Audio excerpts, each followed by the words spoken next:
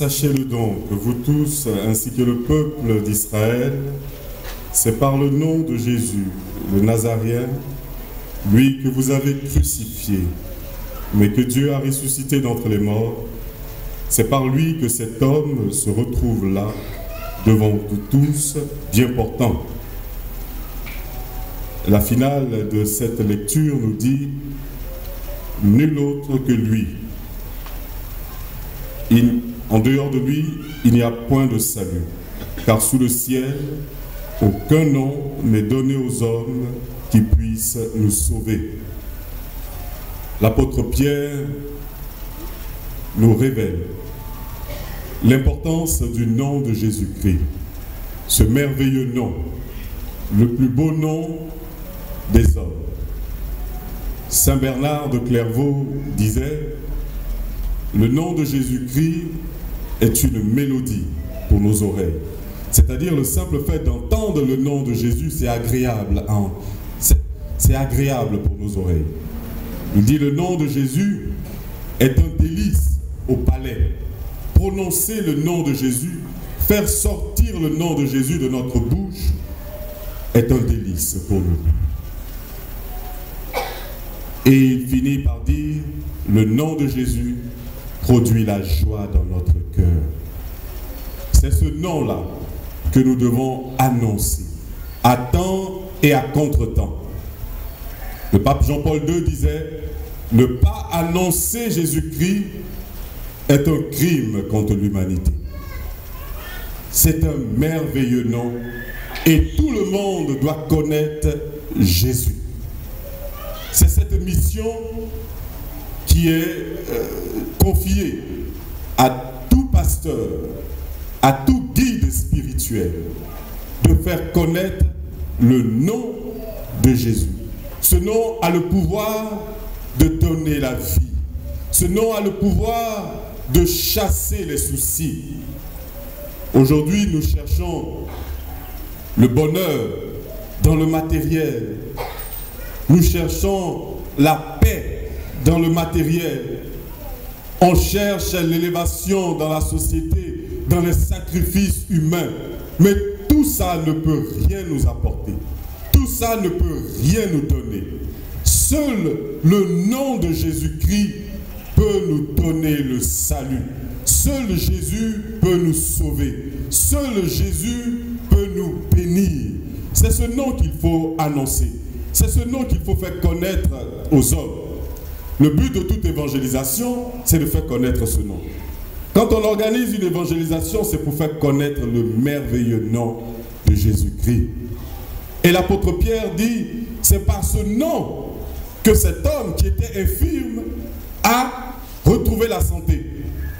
Beaucoup de femmes et d'hommes, à la suite de cet infirme, ont été guéris miraculeusement en invoquant le nom de Jésus. Si seulement nous pouvons prendre conscience que ce nom peut nous sauver, que ce nom ne doit jamais quitter nos lèvres, que ce nom ne sorte jamais de notre cœur, que nous devons toujours murmurer le merveilleux nom de Jésus-Christ. Il nous révèle l'importance du nom. On a l'habitude de donner un nom selon des critères. Soit parce qu'on voudrait que le nom soit agréable à entendre. On a eu un enfant. Quel nom on va lui donner? Il faut que ça sonne bien. On va l'appeler Marc Aurèle. C'est bien entendre. Juste parce que ça nous fait plaisir. Ou alors on a envie d'appeler son enfant par un effet de mode. Tout le monde court derrière Drogba. Je dis bon, on va appeler son fils Drogba. C'est un effet de mode. Et puis, il y a une troisième motivation. On a envie de donner notre nom ou un nom à un être disparu. J'ai aimé mon père, j'aurais tant aimé qu'il puisse voir son petit-fils, mais mon père n'est pas là, donc je donne le nom de mon père à mon enfant, ou je donne le nom de quelqu'un qui m'a marqué. Mais nous devons savoir que dans le nom, il y a tout un programme. Lorsque Dieu choisit quelqu'un pour une mission, il lui donne un nouveau nom. Parce que dans le nom, il y a un programme. Le nom que chacun porte est une parole divine qui doit réaliser ce que nous sommes. C'est pourquoi, quand Dieu choisit Abraham, il change son nom pour qu'il devienne Abraham. Au début, il s'appelle Abraham, le Père élevé. Mais Dieu veut qu'il soit le Père de la multitude, de tous les croyants. Donc il change son nom pour qu'il devienne maintenant Abraham. Quand il choisit Pierre, il choisit Simon pour lui confier son troupeau, il va changer son nom de Simon en Pierre. Parce que Simon veut dire roseau fragile. Celui qui doit être le guide, celui qui doit être le bon pasteur ne doit pas être fragile, mais il doit être une pierre, un roc solide. Quand il choisit Marie pour porter le Messie, il ne l'appelle plus Marie, mais il l'appelle comblée de grâce. Dieu, dans notre nom qu'il nous donne, définit notre mission. C'est pourquoi, à la suite de la pédagogie de Dieu, l'Église aussi, dans l'élection du pape, va changer le nom des cardinaux pour définir leur mission. Le cardinal Karol Wojtyla va devenir le pape Jean-Paul II. Parce que dans le nom qu'il prend, il y a une mission. Il veut être Jean, aimer Marie. Et le pape a été celui qui a beaucoup parlé de Marie et a fait connaître la dévotion à la Vierge Marie. Il veut être Paul pour parcourir le monde. Il a fait près de 3 fois le tour du monde. Et le nom qu'il a porté a eu l'influence sur son pontificat. Le cardinal Joseph Ratzinger, à son élection, va prendre le nom de Benoît XVI. Parce que Saint Benoît a été celui qui a reformé les monastères dans le temps de la crise. Il a mis une discipline dans les monastères. Et il est venu à un moment où l'Église était un peu, entre guillemets, indisciplinée. Et il est venu pour redonner à l'Église ses lettres de noblesse. C'est ça sa mission. Et il termine dans un monastère pour prier. Parce que le nom qu'on porte a une influence sur notre vie. Et le cardinal Mario Bergoglio va prendre le nom de François parce qu'il veut être comme Saint François d'Assise, vivre la pauvreté évangélique. Voilà pourquoi Dieu, quand il donne un nom, c'est parce que tu as une mission à accomplir. Moïse s'appelle Moshe. Ça veut dire sortir des eaux, tirer des eaux. Parce que Moïse veut dire tirer des eaux, il est capable alors de faire sortir le peuple et de le faire passer à travers la mer Rouge. Parce que c'est ce que son nom signifie. Alors il réalise ce que son nom signifie. Et comme Jésus veut dire Yeshua, Dieu sauve, il est capable de sauver les hommes. Il est capable de restaurer l'homme. Il est capable de donner aux hommes le salut. C'est ce nom-là que nous devons invoquer jour et nuit pour notre salut. C'est ce nom que nous devons invoquer pour atteindre Dieu le Père. Mais ce nom, ce merveilleux nom, nous le méconnaissons. Pierre dit, il ne s'adresse pas seulement aux Romains qui ont crucifié Jésus. Il dit même Israël, peuple d'Israël, toi aussi, sache quel est ce nom. C'est ce nom qui fait de nous des chrétiens et des enfants de Dieu. Fils de Dieu, nous le sommes. Par la volonté du Père, par son Fils Jésus-Christ. Mais les chrétiens, ils pensent que Jésus appartient à une confession. Hier, c'était les Romains qui persécutaient la nouvelle communauté. Aujourd'hui, ce sont les chrétiens eux-mêmes qui se persécutent. Non, toi tu n'es pas chrétien, toi tu ne connais pas le nom de Jésus. Moi je connais le nom de Jésus. C'est à nous que Jésus a révélé sa parole. Oh non, vous savez, il y a une expression orgueilleuse du peuple ivoirien et pleine de méchanceté. Quand on voit un chien de la rue, on dit, oh ça c'est un chien baoulé, comme si les baoulés avaient des chiens. Tout ce qui est mauvais, on dit, oh ça c'est un baoulé. Quand on veut dire hamburger baoulé, c'est méchant de penser que tout ce qui est mauvais c'est baoulé. C'est de la même manière qu'on pense qu'il y a des chrétiens baoulés. Oh, un mauvais chrétien. Les chrétiens catholiques sont des chrétiens baoulés. Parce que c'est nous qui connaissons le nom de Jésus. Le nom de Jésus se révèle à tout le monde. Jésus est venu pour sauver tout le monde. Soyons assez humbles pour prononcer ce merveilleux nom et savoir que nous sommes un même peuple, un peuple de frères, que nous sommes appelés à vivre dans l'unité, un seul troupeau.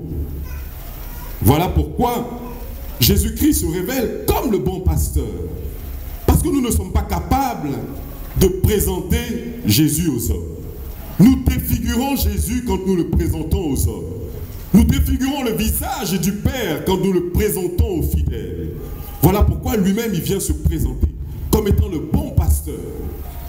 Et le bon pasteur, ce n'est pas un titre que Jésus va faire connaître au peuple de Dieu. C'est un titre que le peuple connaissait déjà dans le Moyen-Orient à l'époque de Jésus-Christ. Le titre de bon pasteur était un titre réservé aux rois, aux gouvernants, aux chefs et aux prêtres. On les appelait des bons pasteurs. En Afrique, la politique a fait des leaders des bons pasteurs, des messies, des sauveurs, des gens qui se sont présentés comme ceux qui pouvaient faire sortir l'Afrique de la pauvreté, ceux qui pouvaient transformer leur pays d'un coup de bâton magique, ceux qu'on a présentés comme des messies qui allaient faire jouir de leur carnet d'adresse le pays, et notre pays allait ressembler à celui de Alice au pays des merveilles. Mais en réalité, ces soi-disant bons pasteurs n'étaient pas venus pour enrichir le peuple, mais pour s'enrichir, pour appauvrir. Il en était de même pour les guides spirituels, qui au lieu de conduire le peuple vers Dieu, tournaient le peuple vers leur personne, profitaient des biens du peuple. En ce dimanche du bon pasteur, l'Église nous interpelle à faire très attention là où nous mettons les pieds, pour savoir distinguer qui est le bon pasteur, là où la parole de Dieu est proclamée en vérité. L'Église nous donne les traits du bon pasteur dans l'Évangile. Le bon pasteur est d'abord celui qui rassemble, celui qui cherche à faire l'unité, et non celui qui divise à travers son message, à travers ses prédications. Un homme de Dieu, lorsqu'il vous dira ouvertement « Ton père est un sorcier » ou « Ta mère est une sorcière », sache qu'en réalité, tu as en face de toi le véritable sorcier, qui cherche à diviser. La vocation du berger est de prier. Lorsque Dieu te révèle qu'un tel est sorcier, c'est de prier. Ce n'est pas de dire ouvertement. Parce que tout homme a peur des ténèbres et de la sorcellerie. Donc du coup, il va se couper de son père, il va se couper de sa mère. Si tu n'es pas capable de protéger, comme doit le faire le bon pasteur, alors ne viens pas diviser. Le faux pasteur est défini dans l'évangile comme étant un mercenaire. Il n'a pas le titre de pasteur, mais il se fait passer pour un pasteur, pour un berger, pour quelqu'un qui aime Dieu, mais en réalité, il aime les biens qu'il peut tirer du ministère. Il se lève le matin de sa chambre, Dieu lui a parlé, il doit créer une communauté. L'Esprit Saint est tombé sur lui comme au jour de la Pentecôte et il doit proclamer les merveilles de Dieu. Il n'a reçu aucune formation. Ce bon pasteur ou ce faux berger, tant que vous vivez dans la paix, vous ne pouvez pas savoir si c'est un vrai ou un bon. Il faut d'abord que vous soyez dans l'épreuve pour savoir distinguer le vrai du faux. Parce que tant que vous êtes dans la paix, il est avec vous. Mais quand il y a les épreuves, quand il y a la difficulté, il vous abandonne. Le faux berger est celui qui est là quand vous avez les moyens et qui disparaît quand vous n'avez plus d'argent. Le faux berger, il est celui qui appelle le maire, le préfet, oh ça c'est mon enfant spirituel, le ministre, oh ça c'est ma fille spirituelle. Mais il appelle le cultivateur mon frère en Christ. Quand tu as l'argent, tu es son fils spirituel. Quand tu es pauvre, tu dis frère, paix et joie. Quels sont ces bergers qui n'ont pour d'enfants que des gens riches? Faites très attention là où vous mettez les pieds. Des gens qui, au lieu de servir le peuple, cherchent à se servir, à profiter de l'argent des pauvres, à s'enrichir, à chercher l'honneur et la gloire dans leur ministère, au lieu de chercher la gloire de Dieu. Le premier trait du bon berger, c'est qu'il se soucie de son peuple. Jésus-Christ est celui qui se soucie de l'homme, qui connaît les réalités de l'homme, qui est proche des hommes, qui est descendu du ciel pour marcher, pour vivre avec le peuple de Dieu, pour vivre en communion avec le peuple de Dieu. Jésus-Christ n'est pas un hypocrite comme les hommes politiques. Ils ne descendent dans le peuple que lorsqu'on dit tel quartier a brûlé. Et puis ils arrivent avec des lunettes noires pour faire comme s'ils sont... Ça leur fait mal parce qu'une partie du peuple qui leur est confiée a brûlé. Mais en réalité, ils sont venus avec des caméras pour se faire voir. Pour que le peuple puisse croire qu'ils compatissent. Mais quand ils vont quitter ce lieu, ils vont se retrouver chez le préfet et boire du bon champagne. Et puis dire, ah mais comment le marché a pu brûler? Oh les pauvres, vraiment c'est là. Ils aiment trop araigner et puis les branchements anarchiques, c'est ça. Mais devant les caméras, ils ont la tête inclinée.